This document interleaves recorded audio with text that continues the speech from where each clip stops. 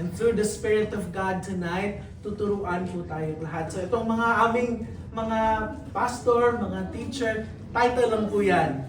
Pero yung ating po talagang tagapagturo ay ang ating Panginoon. So God would speak unto us tonight. Tonight we'll be talking about the prophecy na laganap na naman po ngayon sa buong mundo regarding Christians. So regarding po ito sa ating lahat. And tonight, we would know kung ano po itong propesya na ito and how does it affect all of us na naandito. Makikita po natin maya-maya konti kung ano po ito.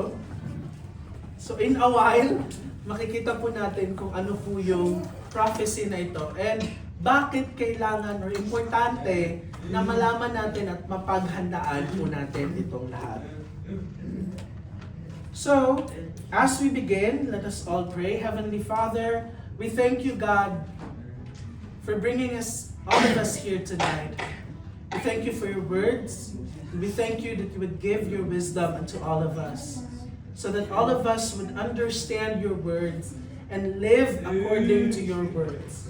Help us to become doers of your words, and we pray that you would strengthen our hearts tonight as we would listen to your words. Father, not to us, but to your name be all the glory. To you, God, we just want to give back everything, ascribe the strength, the glory, and the honor, for only you and you alone are worthy. Glory to you, God, in Jesus' name. Amen. Amen. Praise God.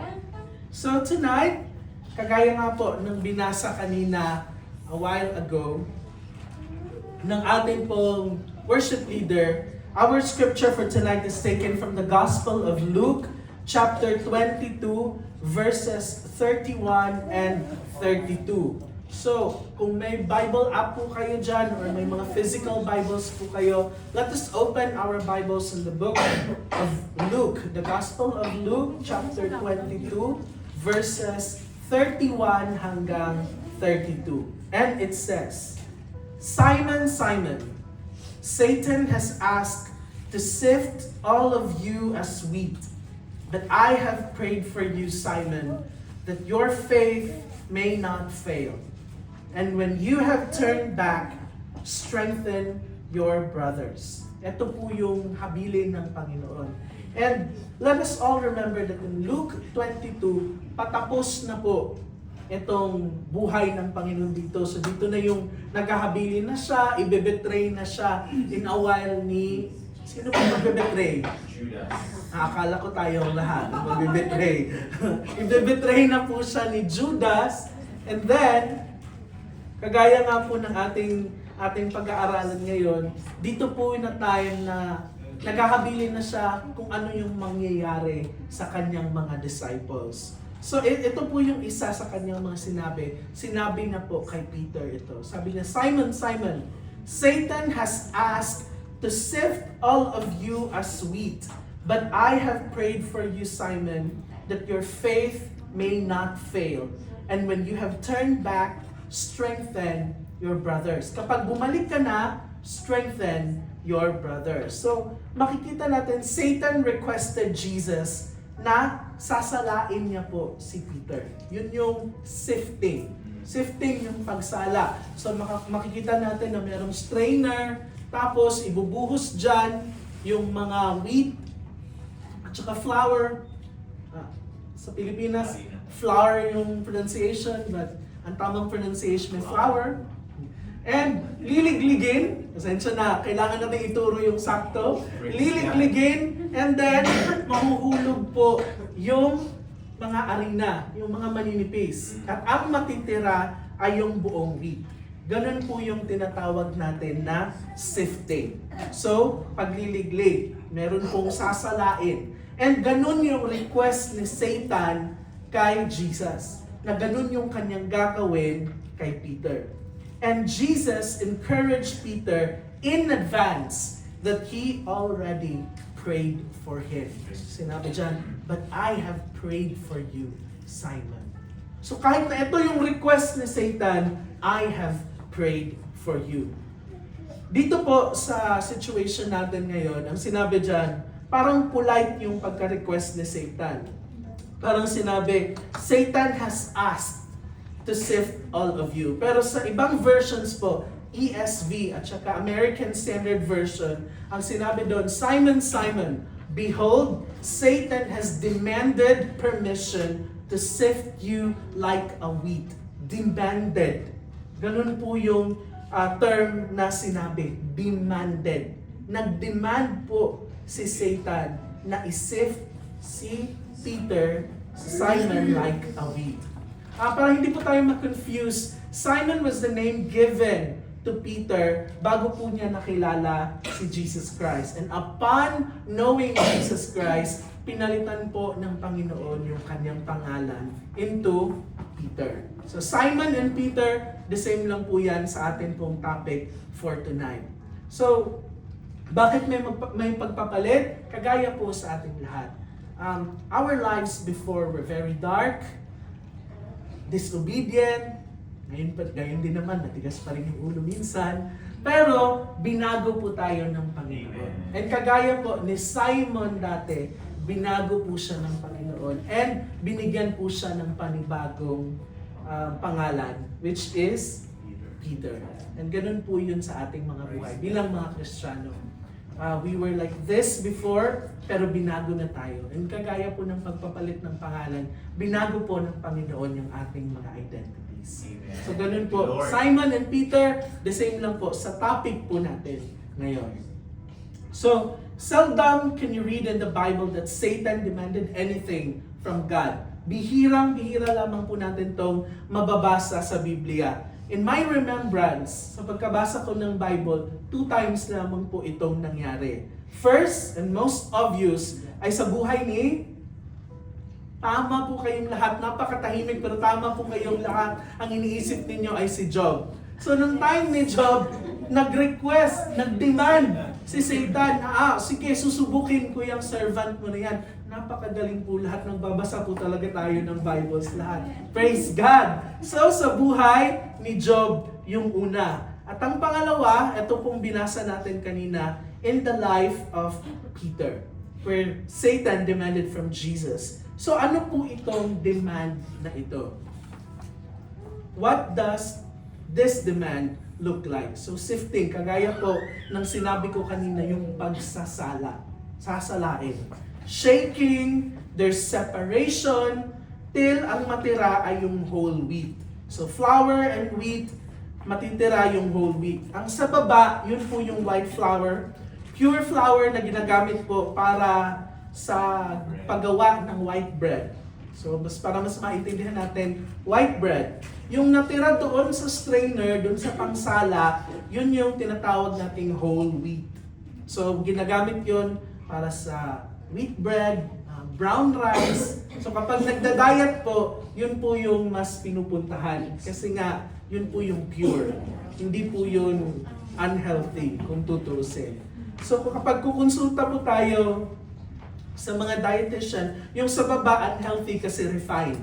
So, sinasabi, maririnig natin sa Pilipinas, ang brown na sugar ay better than white sugar kasi refined yung white na sugar. So, maraming mga problema na doon kumpara doon sa brown sugar.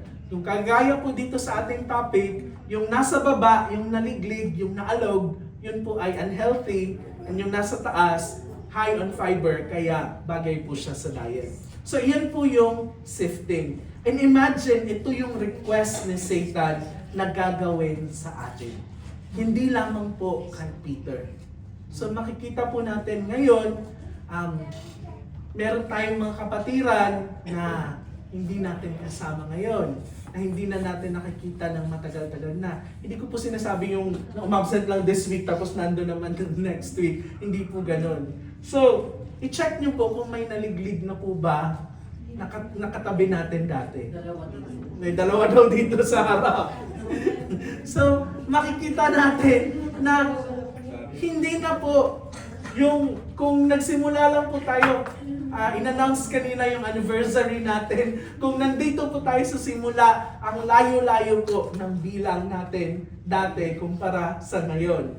Pero praise God kasi meron din pong mga dinadagdag ang Panginoon. Amen. Hindi lahat ay natira, pero hindi naman po lahat ay naliglig. So ganun po yung request ni Satan, demand actually ni Satan kay Jesus na tayo pong lahat ay liligligin. And this is the prophecy for the Christians all around the world, na meron na naman po ulit na pagliliglig na gagawin. So sabihin po natin sa ating mga katabi, kumapit ka. Kumapit ka. Kumapit. Huwag kang magpaliglig. Kumapit. Dapat next week, the following weeks, dapat nandito pa rin po tayong lahat. Huwag po tayong magpaliglig. Huwag po tayong magkasala. Amen. Kapit po tayong lahat. Amen? Amen. So next week, nandito pa rin po tayong lahat. Amen? Praise God. Unless may trabaho, may importante po talaga, walang problema dyan. Pero unnecessary na wala dito, may issue po tayo dyan. Kapit po tayong lahat. Kapit ka lang dyan. Amen. So, imagine, ikaw yung bagong harvest na palay. Hinarvest ka na. Tapos, kakadaan mo lang sa grinding, sa pagpipino, tapos nirequest pa ni Satan na sasalain ka pa. So pagpipino na, doon na, pinino ka na, hinarvest, inugot ka na, tapos pinino-pino ka na, tapos liligligin ka pa. Ano ba? Kulang pa ba yung mga pinagdaanan ko? Ganon po yung request ni Satan. At walang sifting kung walang shaking. Hindi po masisift kung hindi po iyuyugyug. Kailangan po na may shaking. Liligligin po talaga tayo. And it would come in a form of problems, kahirapan, pag-aaway, pagsubok, at iba pang mga paghihirap. So, tayong lahat dumadaan dito sa shaking ngayon. Sa pagyuyugyug, sa pagliliglig. And this is what the enemy is doing in your life, in our lives. One of the meanings of sifting is breaking. Breaking. Pagdurog. And another is tearing into pieces. Pipiraso-pirasuhin. And this is what the enemy is doing right now. And marami po tayong matututunan sa verse natin tonight kung hindi lamang po tayo matutulog. For sure, marami po tayong matututunan. But I would like to highlight 3 things to emphasize tonight. Tatlo lang po yung atin pong i-emphasize tonight. Number 1, the devil's goal is to ruin you. Yun po yung goal ng devil, is to ruin you. He doesn't have any other goal in your life than to ruin you. Gusto ka niya pong sirain. Gusto niyang sirain yung pananampalataya mo. Gusto niyang masira yung faith mo sa Panginoon. Na umalis ka, kasi ang nangyari, umalis ka sa poder niya nung nireceive po natin si Jesus Christ. Dati kasama natin yung demonyo. Hindi pa natin pwedeng kantahin yung kantang kasama natin ang Diyos. Hindi pa, kasi dati kasama mo yung demonyo. Pero nung tinanggap mo yung Panginoong Jesus, umalis ka na po sa poder ng demonyo. Amen. At tayo po ay kasama na ng Panginoon. Amen. So, dahil doon, gigil na si Satan sa'yo. Bakit ka kasi umalis? Ganun na yung pag-iisip ni Satan. Nang gigigil na po siya, bakit daw po tayo umalis sa presensya niya, sa kaharian niya. So, ang title po ng ating preaching for tonight is Satan's Demand in Your Life. So, ito po yung sifting na sinasabi ko, sinasala, ang matitira doon sa taas, wheat, tapos flour yung nasa baba. So, first is, the devil's goal is to ruin you. Kasi umalis ka na sa poder niya, tapos lumipat ka sa team ng Panginoong Jesus. And now, you are one of His mortal enemies. Kalaban na po tayo. Inuulit ko po, kalaban na po tayo ng demonyo. Hindi po niya tayo friend, okay? So wala pong may kaibigan dito yung demonyo, di ba? Praise God. Parang may tumatawa, wala po, hindi po natin kaibigan yung demonyo. Amen? Amen. na kinakaibigan nyo, palayuan nyo na. Layuan na po natin yung demonyo. So, inalis na tayo ng Panginoon doon, wag na po nating akbayan yung demonyo. Kalaban po tayo ng demonyo. Mortal enemies. And he will do whatever it takes to destroy your faith. The devil will do whatever it takes to destroy your faith. And remember, he is never a fair opponent. Hindi po siya patas lumaban. Ganun po yun. Kung patas po siya, hindi na po siya demonyo. So ganun po yung demonyo. Never a fair opponent. He will create all means and ways possible to break and destroy you. Kagaya po sa John 10:10. The thief, the devil, comes only to steal and to kill and to destroy. Ito po yung goal ng demonyo sa ating buhay. He comes, so ibig sabihin, malayo ka na kasi kailangan ka pa niyang puntahan. He comes, hindi mo siya kaakbay, okay? Malayo ka na, kaya kailangan ka niyang puntahan to steal. Nakawin ang kaligayahan, nakawin yung pananampalataya, nakawin yung saya sa presensya ng Panginoon, to kill, patayin as much as possible yung faith, yung prayer time, yung pagbabasa ng Biblia, papatayin, and to destroy, na wala nang matira. Ganun po yung goal ng demonyo sa ating mga buhay ngayon. Because we have declared our faith to God, eto na po yung kanyang goal ngayon. So medyo mabigat. Kasi saan pa ako lulugar? Ganito pala yung goal ng demonyo sa aking buhay. And when Satan demanded permission from God, he demanded permission from God to target the apostles, yung 12. And to start with Peter. Sa verse po natin ngayon. Because at that time, napaka-fiery po ni Peter for God. And kagaya nga po sa atin, the more that we go closer to God, the more na ginagamit tayo ng Panginoon sa kanyang ministry dito sa simbahan, the more din po yung atake ng demonyo kasi ayaw niya po na gampanan natin yung ating mga callings.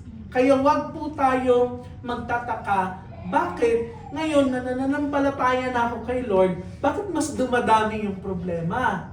Bakit kung kailan nag-decide ako na magseryoso sa aking lakad with the Lord, bakit mas dumadami yung mas bumibigat yung aking mga problema? And the reason behind is Satan.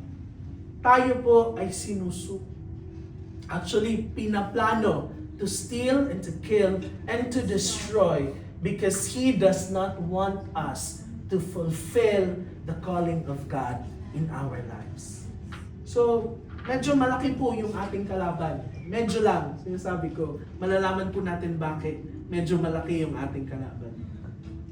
So if you will just read the preceding verses, yung mga kasunod noon, sa ating main text, ano po yung reply ni Peter? Nung sinabihan siya ni Jesus, Peter, Satan asked me and demanded me na susubukin ka niya. Isasala ka niya, isishake ka niya ang pananampalataya mo, pero ipinanalangin na kita para di mag-fail ang iyong pananampalataya. Ganun yung sinabi ni Jesus sa kanya.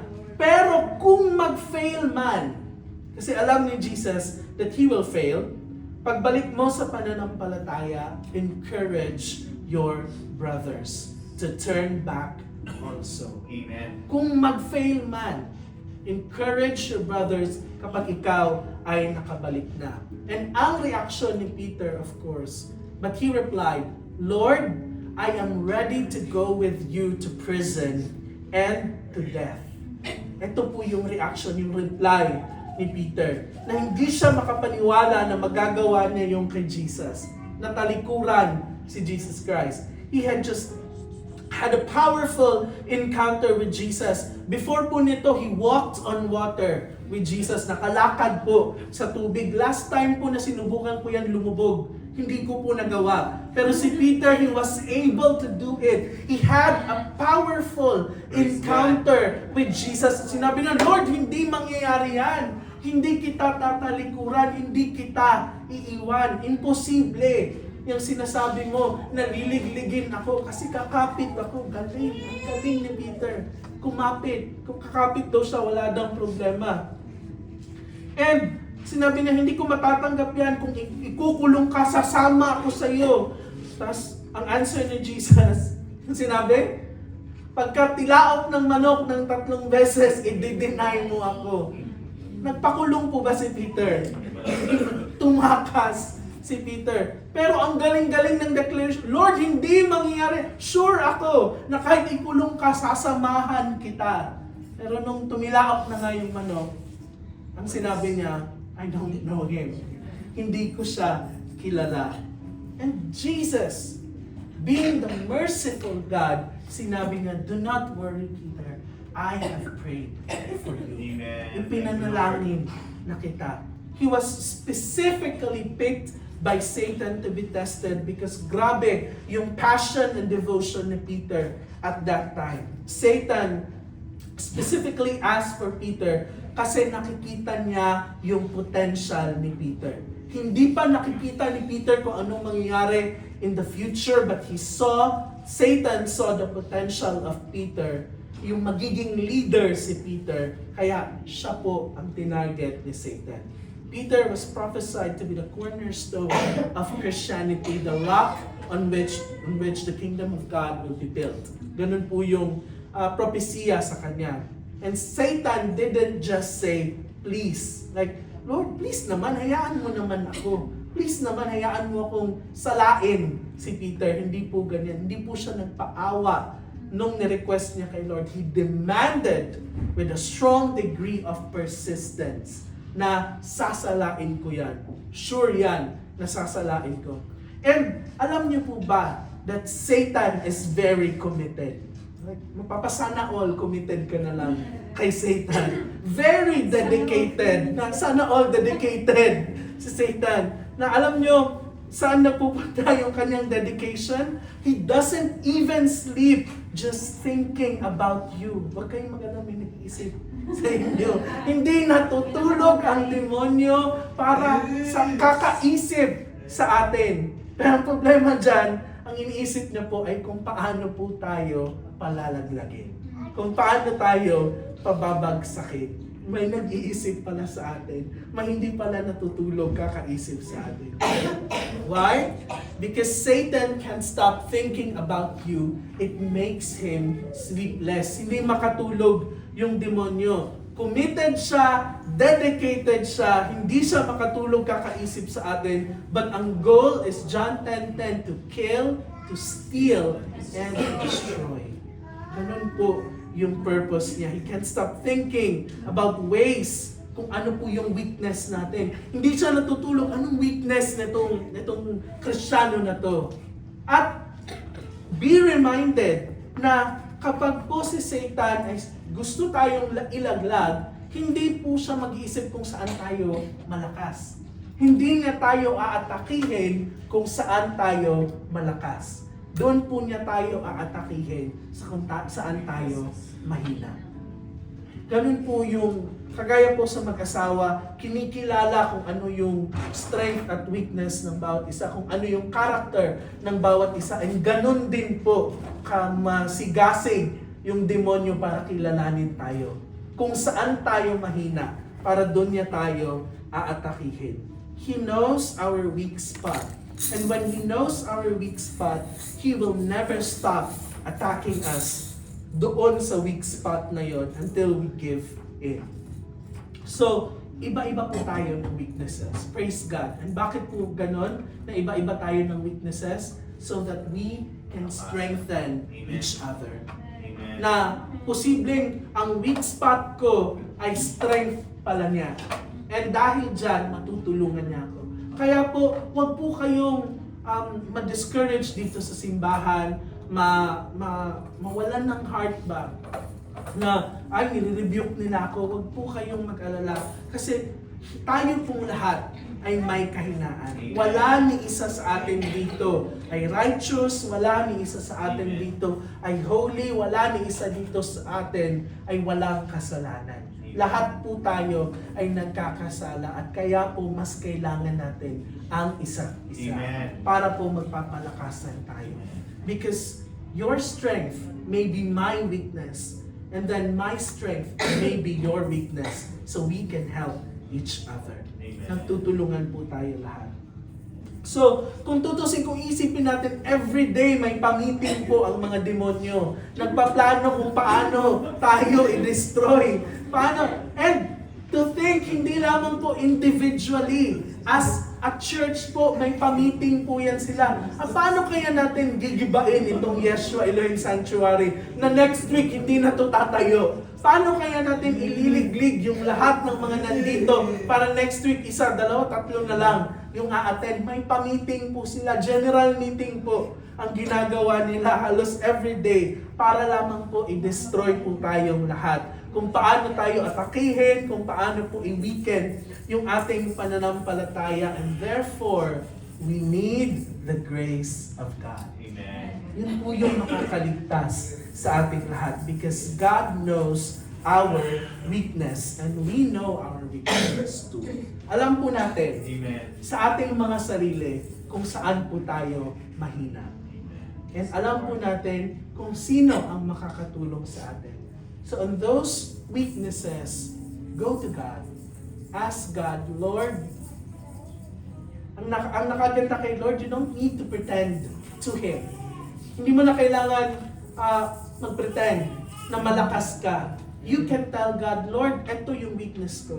And the Lord would accept us for who we are. Amen. Walang judgment sa Panginoon. Other people, ako, judge ko pa kayo. But other people could judge you, could not accept you. But God would never reject you when you go to Him. Amen. Thank you, Lord. Walang judgment sa Panginoon, walang pagpipili sa Panginoon. Come as you are to God, kung sino ka. Present your weaknesses to God and tell God, Lord, mahina ako dito. Palakasin mo po ako. And God would grant you His grace. The grace to stand against those trials. Amen. So be careful po. Huwag po nating enjoyin kung saan po tayo weak. Dapat po, kumuha tayo ng lakas from the Lord. Ask the Lord. Pray to Amen. God. Lord, weak. Nag-fail na naman ako dito this week. Lord, tulungan mo po ako. Huwag po yung, Lord, nag-fail ako dito ngayong araw na to. Pasensya na po, Lord. And bukas, Lord, sure ako, meron ding failure na ganyan. So, in advance, nangihingi na po ako ng tawad. Huwag po ganun. Let us all go to God so that we can ask God for strength. Amen. Do you know that no matter how weak you think you are still stronger than the strongest demon? Amen. Na kahit na anong tingin natin sa ating sarili na weak, but we are still stronger than the strongest demon. Not because we are mighty, but because our God is mighty. Amen. Hindi po tayo malakas dahil tayo ay malakas, but dahil po malakas ang ating Panginoon. Amen. Because we have Jesus in us, with us. And kung tutusin, ang laki po ng backer natin. Kagaya po ng pag-apply, ang backer po natin ay ang may-ari ng negosyo. Amen. At ganun din po sa atin. Ang backer po natin ay si Jesus Christ. Napaka-powerful po ng kaalyado natin. Kaya takot ang demonyo sa atin. Amen. Inuulit ko, takot yung demonyo sa atin. Jesus. Pero kapag ka pumunta sa gubat, tapos ihi, tabi-tabi po. Takot yung demonyo sa atin, pero tabi-tabi po. Ganun yung sinasabi. Hindi po ganyan. Takot yung demonyo sa atin. Hindi po tayo dapat yung takot sa demonyo. Sila po dapat yung magtatabi-tabi sa atin. Amen. Hindi po tayo yung magtatabi-tabi sa kanila. Takot sila kasi makapangyarihan ang Diyos na nasa atin. Amen. God who is in us is powerful. Amen. The problem here is that our enemy is wise. Our enemy, puso po, yung ating kalaban. He may not be a strong enemy, but he is a wise enemy. And I tell you, ang daming nagsiserve kay God na nawawala, lalo na dahil sa pag-ibig. worldly love, yung makamundong pag-ibig. So, alalahanin po natin, covered tayo sa grace ni God dahil sinners tayo. But the consequences sa mali, nung mali nating mga ginagawa, they will always be there. Huwag po nating enjoyin yung grace ng Panginoon at abusuhin na, mapagpatawad naman yung Panginoon, so gagawin ko na lang to. Manghihingi na lang ako ng tawad later. Hindi po ganyan. We are covered by grace. Totoo po yan. God is merciful. That is so true. Na mapagpatawad, maawain ang ating Panginoon. But the consequences of what we do wrong will always be there. Yun lamang po yung ating isipin. We can sin. Okay, enjoyin nyo yung kasalanan kung gusto nyo. But I'm telling you, the consequences of sin would always be there. God is merciful, that is true. But kapag tayo po intentionally we are sinning, the question here now is, are we really with God? Nasa Diyos po ba talaga tayo? Kung ini-enjoy na po natin yung kasalanan. And malaking problema po kapag wala tayong malapitan, walang leaders na tutulong po sa atin. But now we are so blessed na may mga leaders po tayo na willing to help us if we ask for help. Huwag po ninyong isipin na manghuhula po kami dito na alam namin yung problemang pinagdadaanan ninyo. Tayo pong lahat, kailangan po natin na lumapit. Kagaya po ni Peter. Jesus could help Peter when he was sinking, but he only helped Peter when he said, "Save me." So kagaya din po sa atin, let us be vocal. Sabihin po natin sa ating Diyos, kung kailangan natin ng tulong, sa mga leaders, sa ating mga kapatiran, kung kailangan natin ng tulong, do not be afraid to ask for help. Kasi po tayo pong lahat, kailangan po natin ang isa't isa. Kagaya ng sinabi sa Biblia, walang sino man ang nabubuhay para sa sarili lamang. So wag naman po sana tayong mamamatay para sa sarili lamang. Yun po yung next. Huwag po kayong magalala. Hindi po yan. Yun po yung next. Walang sino man ang nabubuhay para sa sarili lamang at walang sino man ang mamamatay para sa sarili. Hindi ko po sinasabing mamamatay tayo para sa sarili, pero wag naman sana tayong ganyan. Amen? So let that sink in. Satan is not your friend. Inuulit ko po, he is not your friend. He will never be your friend. He will give you sugar-coated gifts, yung mga matatamis sa labas, but within, may poison pala that will be very difficult for you to get out from. Satan is not your friend. He has never been and will never be.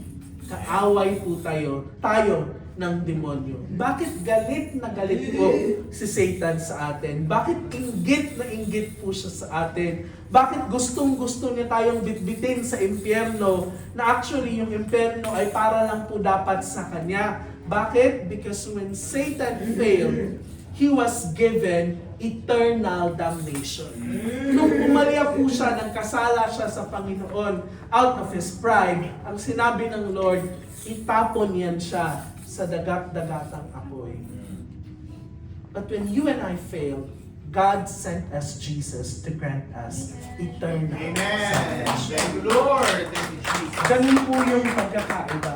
Bakit galit na galit yung demonyo? The purpose is to kill, to steal, and to destroy. Ay dahil nung nagkasala siya, tapon ka agad sa impyerno. Pero nung nagkasala tayo, God the Father offered His Son, Jesus Christ, for our eternal salvation. Amen. Thank you, Lord. Praise the Lord.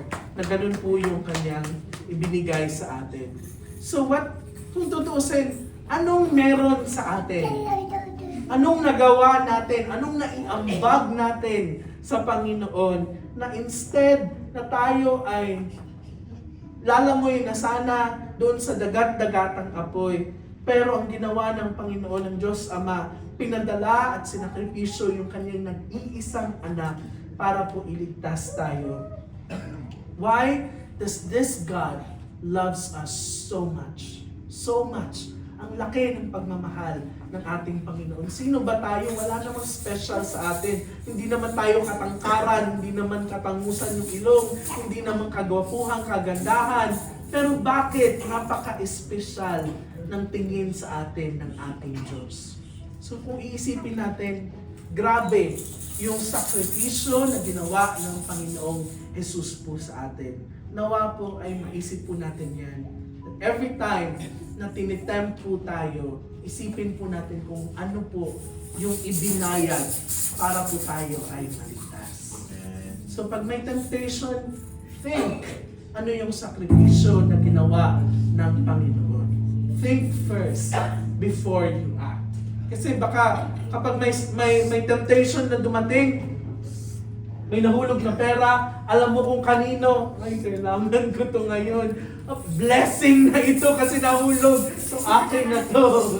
Nakita mo kung kanino nahulog. Yung pera, blessing na, hulog ng langit. Hulog ng bulsa po ng katabi. Hindi po hulog ng langit, binulsa. So, before you do it, think. Before you do something about a temptation, think of what the sacrifice was for our eternal salvation. Kung ano yung kabayaran para po sa ating salvation.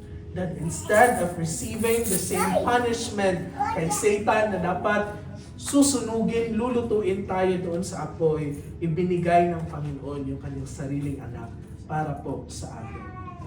In fact, God always does His best na pagpupunta po tayo, papunta na tayo sa way ng impyerno, naghahanap po siya ng paraan para po tayo ay mapalayo doon sa kapahamakan. So, kung alam po ng demonyo yung ating mga weaknesses, kagaya ng sinabi ko kanina, doon niya po tayo aatakihin. So, may mga bagay po na weakness could become our strength when we go to God. Go to God. Dati, napakahirap po sa ating pastor na iwasan yung mga bisyo, pero sa pamamagitan ng pagbabago ng Panginoon, hindi na po mahirap na umiwas sa bisyo at tanggal na. So, ganun po yung pagbabago ng Panginoon. Na dati weakness mo, pero ngayon matitestify mo na hindi ko na weakness yan. Strength ko na yan. And that is because of the Lord. Kaya, punta po tayo sa Panginoon. Find your satisfaction in the Lord. Totoo po yan. Kasi tayo pong lahat, minsan nagkakasala tayo kasi naghahanap po tayo ng mga bagay-bagay sa labas instead na hanapin yan sa ating Panginoon. We do not deserve to be loved by God. He is too perfect for us. Ang Panginoon napaka-perfect po, and yet He loves us. Kahit na gaano ka-perfect ang Panginoon, kahit gaano ka-holy ng Panginoon, but still, God loves us. And that is why, in our service to God, what makes us persevere is not our love for God. Because kung ang pagmamahal natin sa Diyos, yung makakapagpatibay sa atin, mag-fail po tayo.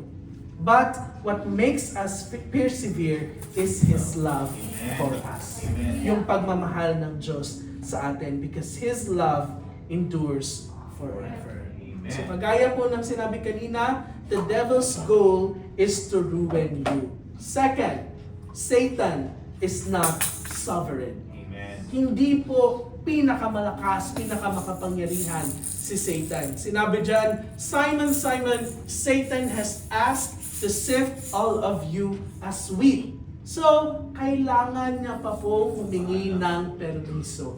Kailangan pa niya pong humingi ng paalam. And kagaya po sa atin, magpapaalam po tayo to someone who is higher than us. So, ibig sabihin, Satan might be a little powerful, but God is still much more powerful Amen. than him. Ganun po yung ating iisipin.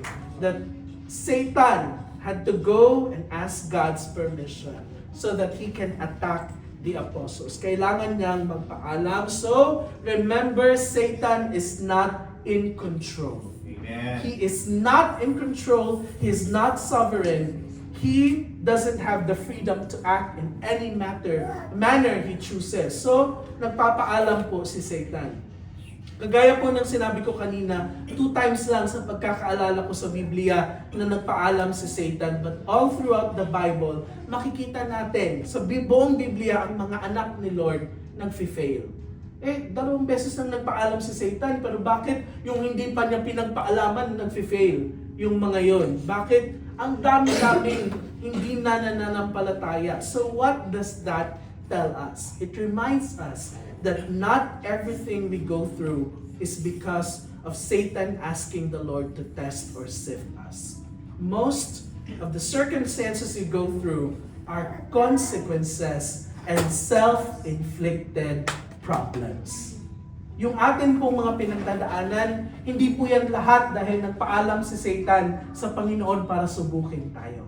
Most sa ating pinagdadaanan ay dahil pinili po natin ang mali. Dahil po sa ating sariling kagagawan. Pwede hindi pala allowed ng Lord na pinagdadaanan natin ito ngayon, mga problema natin ngayon. Tayo pala yung nag-allow sa mga problema nito na dumaan sa ating mga buhay.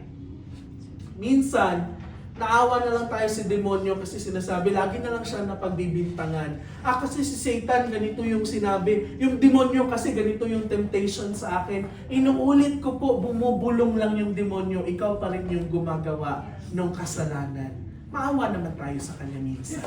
So, lagi na lang napagbibintangan na, si Satan kasi yung demonyo kasi. Pero yung totoo po, bumulong lang siya, ikaw po yung gumawa. Tayo po yung gumawa ng kasalanan. So, inuulit ko, Satan is not sovereign. He is not in control, which means that he is not someone to fear. Ang goal niya is to steal, to kill, and to destroy. Ano naman? Malakas yung demonyo, pero hindi po siya in control. Not someone to fear if we are living righteously. Amen. Kapag tayo po ay namumuhay ng tama, hindi po siya in control. Hindi po siya malakas. Peter and Job, kagaya po ng examples natin, they were living righteously at that time. Living in obedience at that time. Hindi natin makukwestiyon yung enemy na inallow ni God to test them because they are obeying God. Pero sa buhay po natin, tinitest ba talaga tayo? Sinisift ba talaga tayo ng demonyo? Because we are following God, because we are righteous sa harap ng ating Panginoon, tayo lamang po yung makakasagot dyan. Kung itong pagsubok ba natin ay dahil ni-request ng demonyo na test tayo, or dahil ba na consequence po ng ating mga kasalanan. Sin always opens the doors for Satan to enter our life automatically. Kapag tayo po pinili na magkasala, automatic po na makakapasok yung demonyo para po tayo ay magkaroon ng mga problema.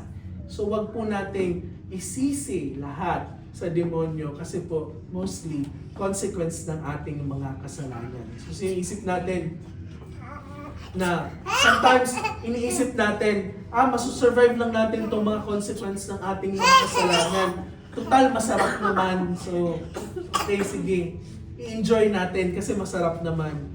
Hindi ko kayang i-give up yan, Lord, kasi mahirap. But I tell you, napakapait po ng consequence ng ating mga kasalanan. Kagaya po ng sinabi ko kanina, Satan is not a fair enemy. Hindi po fair si Satan.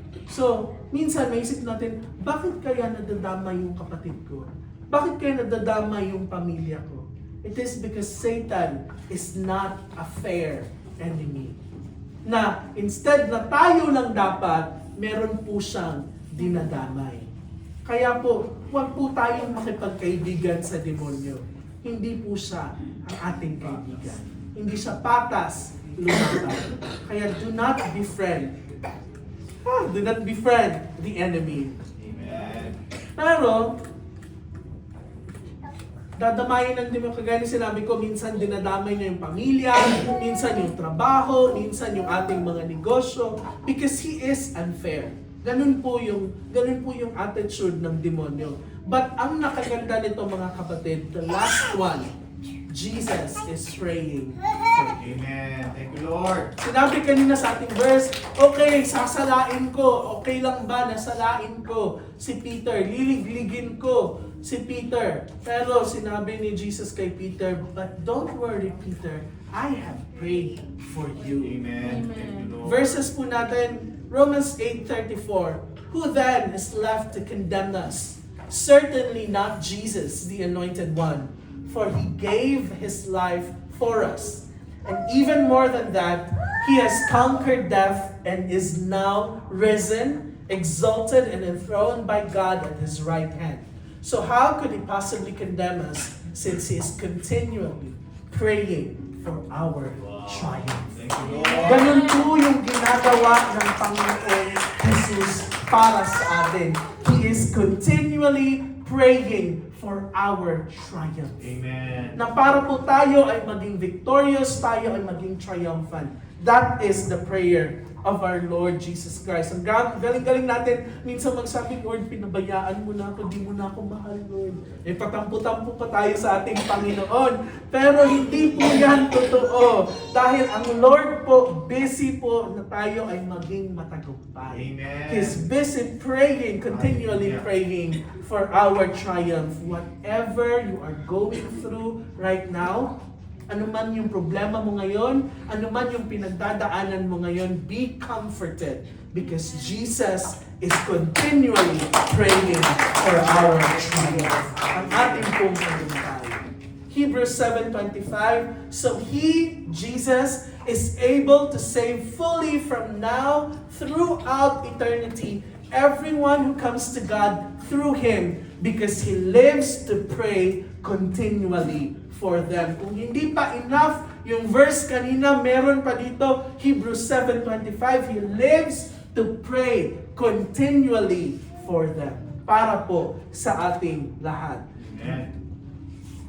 Hebrews 9:24, kung hindi pa kontento doon sa dalawa, for the Messiah, Jesus Christ, did not enter into the earthly tabernacle made by man, which was but an echo of the true sanctuary, but He entered into heaven itself to appear before the face of God in our place. Ang Diyos, ang Panginoong Jesus, pumasok sa trono ng Panginoon, the face of God in our place. Anong ibig sabihin sa in our place? Jesus is petitioning for us. Na dapat tayo yung haharap sa judgment ng Diyos Ama. Pero ang ginawa ng Panginoong Jesus, ako yung haharap sa Ama for all of us. Na hindi na tayo haharap sa judgment ng Panginoon, na harsh judgment ng Diyos dahil meron na pong humaharap po para sa ating lahat. And that is the Lord Jesus Christ. He is our lawyer, our advocate, na every time ina-accuse tayo ni Satan sa Diyos Ama, Jesus would stand between them to prove that we are His. Ang sasabihin ni Jesus Christ, sasabihin ng demonyo sa Panginoon, eto si Dana, eto yung mga kasalanan niya. Ang dami, minsan ang haba pa. Abutin pa ng next year kasi nilista lahat. Tapos, eto si Hannah, ganito din kahaba. Si Joseph, ganito kahaba. Ganun yung accusation ni Satan sa Diyos Ama in the judgment day. Pero, pagdating ng ating pong abogado, Jesus Christ, sasabihin lang ni Jesus Christ, totoo yung mga yan, pero akin yan. Amen. Niligtas ko na yan. Binayaran ko na yan. Ako na ang nagbayad para dyan. And that is what the Lord Jesus Christ did to all of us in our place. Before the face of God in our place. Hindi natutulog kanina para mag-isip ng mga bagay para po tayo ay ma-destroy. Huwag po tayo mag-alala. Kagaya ng binasa natin kanina. He's also not sleeping because He's continually praying for our child. Amen. Thank you, Lord. Our Lord Jesus, who is more powerful than the devil, is also not sleeping because He is praying continually for all of us. Para po sa ating lahat. Hallelujah. So, wag po tayong mag-alala. He is rooting for us. He doesn't require you to run the fastest. Huwag pong mag-alala na, si ganito, kasabayan ko lang yan, pero ngayon pastor na siya. Si ganito, may tayo na. Huwag po tayong mag-alala. He doesn't require you to run the fastest. He doesn't require you to have a competition in Christianity. He just requires continuity. Na tayo pong lahat ay nagpapatuloy. Ganun lang po yung requirement ng Panginoon sa atin. Patuloy kahit na nahihirapan, kahit napapagod, continue. Huwag po tayong sumuko. But even Jesus prayed for Peter. Pero nag-fail po si Peter, di ba? Pinag-pray ni Jesus si Peter. But still, Peter denied Jesus 3 times. So wala bang kwenta yung prayers ni Lord? Wala bang kwenta yung time na yon, yung panalangin ng Panginoong Jesus? What does this tell us? The intercession of Jesus for us doesn't assure that we won't fail. We may eventually fail. Kahit na nagpipray ang Panginoong Jesus sa atin, we may eventually fail, but we will never be a failure. Amen. Minsan, mag-fail tayo, pero it will not be our final destination. Failure, it's not our final destination. There is a bigger purpose in the eyes of God. Basahin po natin ulit yung ating verse. Simon, Simon, Satan has asked to sift all of you as a wheat.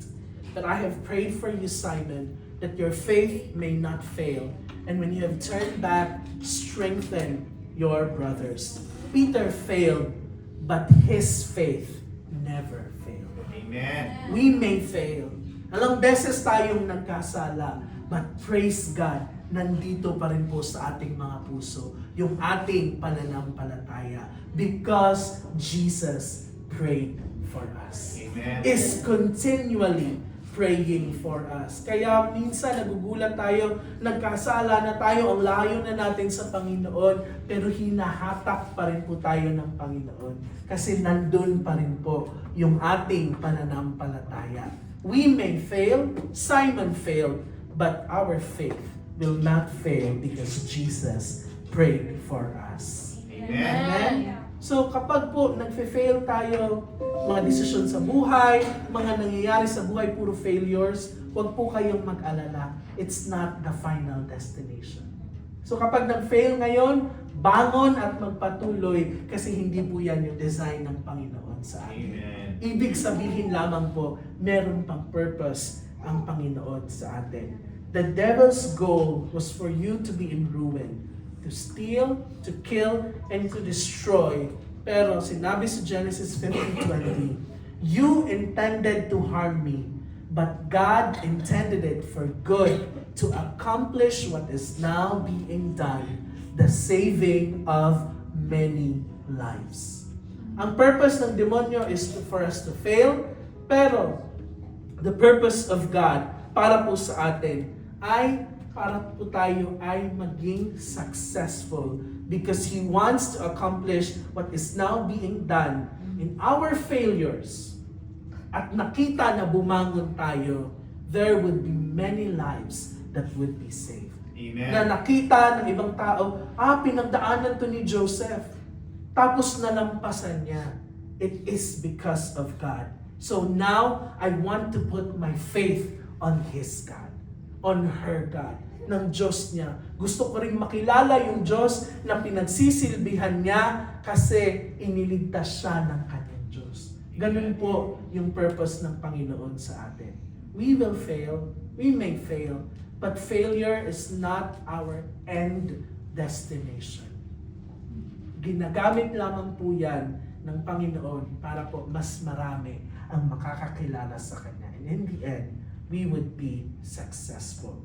So the devil's goal in your life, in sifting in your life, in your career, sa family po natin, everything that we do is for our ruin, but God allowed it for our good. God intended it for good. Amen. Bakit po good? Because we should end up with a whole meal left behind. Kapag kaliglig po sa atin ililiglig po tayo. Bakit good yung pagliliglig? Ang sakit nun. Bakit good yung mga pagsubok na ating pinagdadaanan ngayon? Ang sakit-sakit nun. Bakit sinasabing good yan? Ang hirap ng pinagdadaanan ko ngayon. Ang daming mga pagsubok. Hindi lang left and right, may front and back, may up and down pa na mga pagsubok. Sabay-sabay. Ang dami-dami. Paano naging good yun? Bakit po kailangan yung pagliliglig? So that tayo po matanggal yung mga impurities, mataktak yung mga hindi kaaya-aya sa Panginoon at ang matitira na lamang po ay yung whole meal left behind. Yung na lang buo at yung kagamit-gamit na lang ang maititira po sa atin. The end goal of God in allowing Satan to sift you is to make you whole. Again. Wow. Para po bigyan tayo ng Panginoon. Para ang kompleto na lang, ang matibay na lang. Kaya po sinasabi, kagaya ng kanta ni, hindi ko alam kung sinong kumanta, what doesn't kill you makes you stronger. And ganun din po ang purpose ng Panginoon. Kaya po tayo, inaalaw ni God, si Satan, na iliglig po tayo para po ang matira na lamang ay ang buong tayo. Amen.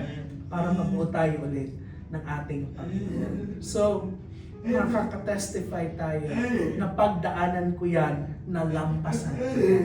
And lahat ng pagsubok natin made us stronger, made us wiser, and made us who we are right now in the presence of God. So wag po kayong mag-alala kung dumadaan ng pagsubok ngayon, kasi po tayong lahat tomorrow would testify na masasabi po natin, God is good, and because of these testings, I am made whole. Binuo tayo ng Panginoon. Kaya lahat po ng papuri ay sa ating Panginoon. Praise God.